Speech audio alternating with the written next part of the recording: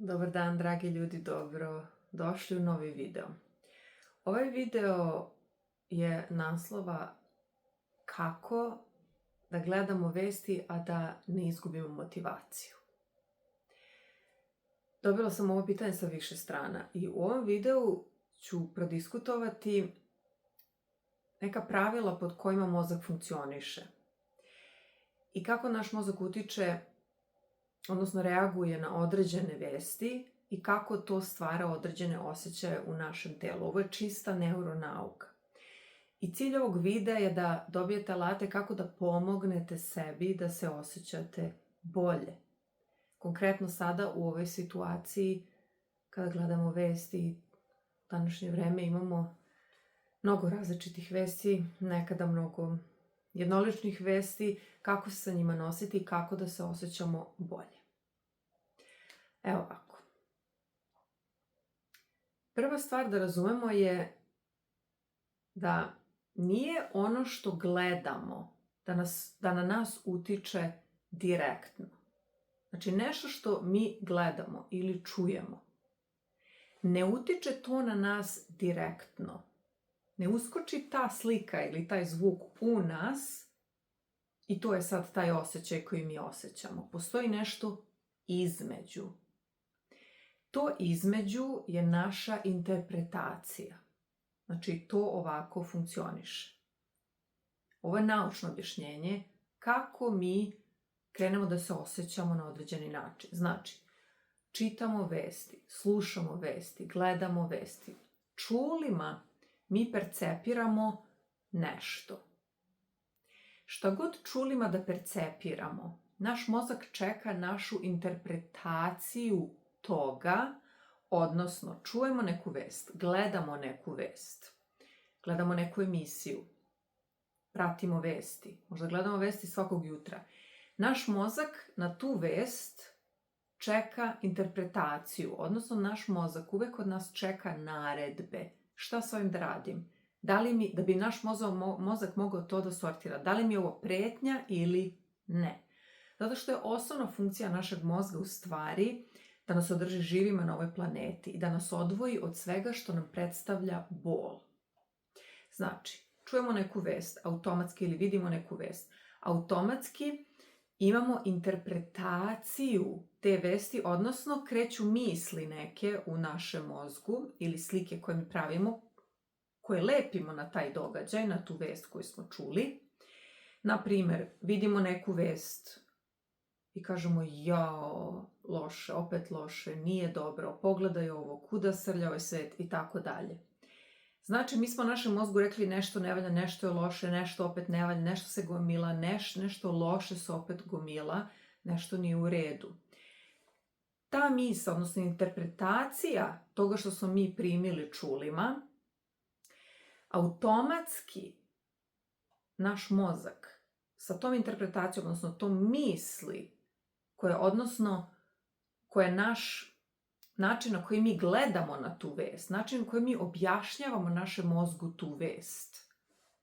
Ta misao automatski daje mozgu naredbu, šalji naredbu telu, odnosno reci telu da krene da proizvodi hemikalije koje će učiniti da kreneš da se osjećaš tačno u skladu sa tim kako si ti tu vest protumačio. Znači, ako smo videli neku vest, čuli neku vest, sad smo sebi rekli, znači naše tumačenje te vesti, znači to je korak 2 je naše tumačenje te vesti, ono što mi sebi kažemo. Nekada se ovo toliko brzo desi, smo mi navikli da tumačimo vesti, odnosno ono što precipiramo čulima na određeni način, to se nekada desi u milisekundama jer imamo tu naviku da nešto tumačimo na određeni način. Znači ako smo navikli uvek da komentarišemo nešto kao da je loše, eto opet loše, opet ne valja, ta navika će uskočiti, to će biti naša interpretacija tog nekog događaja, neke vesti. Ta interpretacija, znači to je korak 2, je naša interpretacija. Kako mi mozgu objašnjavamo šta je ta vest za nas, šta znači za nas ta vest. Znači to je korak 2. Odmah mozak šalje naredbu telu, kreni da se osjećaš tačno u skladu sa ovom vesti, odnosno sa interpretacijom te vesti. Ako smo mi rekli, jao ne valja, opet ne valja, samo se gomila loše vesti, kuda ode ovaj svet, ovo je loše, dajemo naredbu telu, odnosno mozak daje naredbu telu, kreni da se osjećaš tačno u skladu sa ovom interpretacijom. Jer sam ja dobio tu naredbu.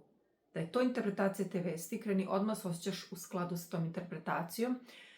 Krećemo se osjećamo kako loše. Jer smo mi rekli, ovo je loše, ovo je se gomila. Krećemo se osjećamo loše, teško, nije nam dobro. Kada se tako osjećamo, i ako se te vesti gomilaju i mi se i dalje tako osjećamo, i ako mi sebi govorimo plus ništa ne mogu da uradim po tom pitanju, krećemo da se osjećamo i nemoćno. I to je jako težak osjećaj. I ako mi svakog jutra gledamo vesti, naravno svako ima izbor da radi šta hoće, danas koristim ove primere kako bismo vidjeli kako da pomognemo sebi, da se osjećamo bolje. Ako svakog jutra gledamo vesti i znamo da svakog jutra gledamo vesti, ima ovakav efekat na nas. Dobila sam pitanje, držala sam jednu edukaciju za žene preduzetnice u Beogradu i dobila sam pitanje, govorili smo o motivaciji. Žena mi je rekla, svako jutro se probudim, pogledam vesti, ja sam već izgubila motivaciju za posao ili za bilo šta. Jedna opcija je, znači žena me pitala, kada gledam vesti, ne osjećam se motivisano, gubim svaku motivaciju. Kako da ne izgubim motivaciju? Ja sam nju pitala, šta vi mislite? Ona je rekla, pa možda ne gledam vesti. Znači jedna opcija je, ako vidite da negativne vesti na vas utiču tako da izgubite svaku volju, jedna opcija je da prestanete da ih gledate. Zašto? Zato što će se uvek vaš osjećaj koji imate poklapati, znači pratit ćete ovaj lanac, vest ako je loša, imat ćete negativnu interpretaciju, kuda ide ovaj svet, zašto, kako i tako dalje, krećete da se osjećate loše, taj lanac će se uvek desiti ako nastavite isti taj lanac. Znači možete da prestanete dovod tih vesti. Druga opcija je, znači na vama je, druga opcija je da promenimo interpretaciju, znači korak 2. Da promenimo interpretaciju, da promenimo ono što mi kažemo mozgu na tu vest koju mi čulima dobijemo, sluhom ili vidom. Ako gledamo televizor, te vesti, znači vidimo ih i čujemo ih ušima. Znači prvo dobijemo prijem tih vesti očima i ušima, onda mi nešto sebi kažemo, odnosno našem mozgu mi kažemo nešto da objasnimo šta je to što smo mislili, kako to za nas, kako to na nas utiče, šta to znači za nas, te vesti koje smo mi čuli ili videli. Znači to je korak 2. To će automatski uticati na to kako se osjećate, jer mozak automatski kaže telu kreće da se osjećaš tako, baš tako kao ta interpretacija. Znači mi možemo promeniti interpretaciju, korak 2. Kako? Ljudi kažu, pa ne mogu da lažem sebe, ako vidim lošu vest, kako ja sebi da kažem divno, srećno, prelepo. Nije poenta u tome da vi krenete da ne gledate u svet oko sebe, možete i to ako želite, ali postoje načini na koje možete da promenite interpretaciju istog događaja, da se osjećate mnogo bolje. Na primer, neki događaji koje gledamo, jedna osoba može sebi da kaže užas, haos, evo opet loše, dokle ovako, kako krećemo se, osjećamo loše, teško, možda čak i nemoćno.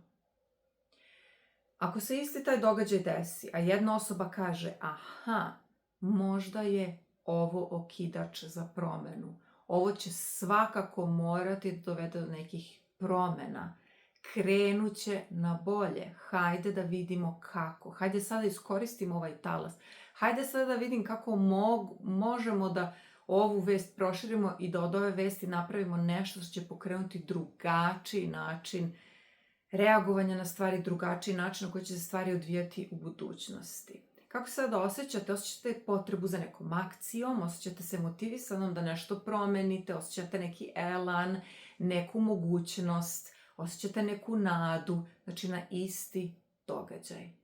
Naravno, vaš izbor, da li ćete reći neću ni da gledam vesti, preteško mi je, samo me dovodi do gubitka motivacije. Ili ćete reći ja želim da promenim korak broj 2, kako ja interpretiram te vesti. I postoje ljudi koji su mi isto rekli, pa ja ne mogu da promenim kako interpretiram vesti, sve je loše, sve je haos, gledam vesti širom sveta, šta se dešava ljudima, deci i tako dalje. To je teško, to je loše. Ja ne mogu da promenim kako na to gledam. Ja ih pitam, a kako se osjećate kada svakoga dana punite sebe takvim vestima i takvom interpretacijom i osjećate se tako loše? Osjećam se jako loše. Ali ja ne mogu da prestanem, ta osoba mi je rekla, ja ne mogu da prestanem da gledam te vesti, to je neodgovorno ako ja ne gledam te vesti. Ako vi nastavite da gledate te vesti, imate istu interpretaciju negativnu koja vas uzrujava, čini da se osjećate loše, gubite motivaciju, gubite snagu životnu, gubite energiju. Kome vi koristite? Kome vi pomažete time? Kome vi pomažete time što se činite da se osjećate loše? Kome ste vi pomogli? Kome ste vi nešto učinili? Ko će od toga da ima nekog benefita? Niti vi, niti drugi ljudi. Znači, razumite da tako što se punite negativnim, a sve što mi percipiramo čulima, utiče na nas, ali mi imamo moć da promenimo kako interpretiramo to što dolazi do nas. Možemo promeniti i kanale kojima punimo svoj mozak. Možemo promeniti vesti koje slušamo, kanal koji slušamo i tako dalje. Možemo primati iste vesti sa drugih kanala koji ih predstavljaju na drugi način, možda manje šokantan, manje tragičan, možda druga strana priče i tako dalje. Znači, vaš je izbor. Ako samo punite sebe negativnim vestima i interpretirate ih na način koji je težak za vas, osjećate se loše, samo sebe punite. To je kao da sebe punite otrovom svakog dana. Kome ćete pomoći koristiti ako sebe punite otrov, svoje telo, bukvalno punite otrovom, kao olovo da sipate u svoje telo svakoga dana, toliko su teške te vesti o kojih vi interpretirate tako i krećete se osjećate teško, loše i nemoćno. Znači to je kao da uzimate otrov svakoga dana. Kome vi pomognete ako pijete otrov svakoga dana? Jao, neki ljudi nemaju da jedu. Ako vi popijete otrov, ćete vi njime pomoći njima da budu siti? Nećete. Ja, pogledajte šta se dešava u svetu, dobro. Ako vi sad napunite sebe otrovom, hoćete vi pomoći tim ljudima i situaciji u svetu? Nećete. Naprotiv, ako učinite da imate više energije, znači postarate se da promenite kanale iz kojih vam dolaze vesti, informacije, promenite interpretaciju tako da sebe napunite malo lepšom energijom i elanom, i onda imate energije i da nešto po tom pitanju uradite i da nekome zaista pomognete. Neko kaže, jeste, šta mogu ja da uradim? Pa kad bi svaki čovjek u svetu rekao, jeste, pa šta ja mogu da ja da uradim, i niko ništa ne uradi, nikad se ništa ne bi promenilo i krenulo napred. Zato naravno možete na svom mikroplanu, krenite od svoje okoline, možete nešto preduzeti. Ali prvo se postarajte da u svim ovim koracima vi uzmete kontrolu nad tim. Šta gledate i slušate, iz kog izvora, koje vesti, kako interpretirate te vesti, da li na način koji se čini da se osjećate loše. To zahteva da krenete da posmatrate kako se osjećate. Veći deo dana ni ne posmatramo kako se osjećamo, to nam je najmanje bitno, jurimo za raznim obavezama, što je u redu, ali da li nije to najbitnija stvar kako se mi osjećamo? Ako možemo da promenimo to kako se osjećamo, da sednete sa sobom 5 minuta i primenite ove korake i možete da se osjećate mnogo, mnogo bolje. To je vaša odgovornost.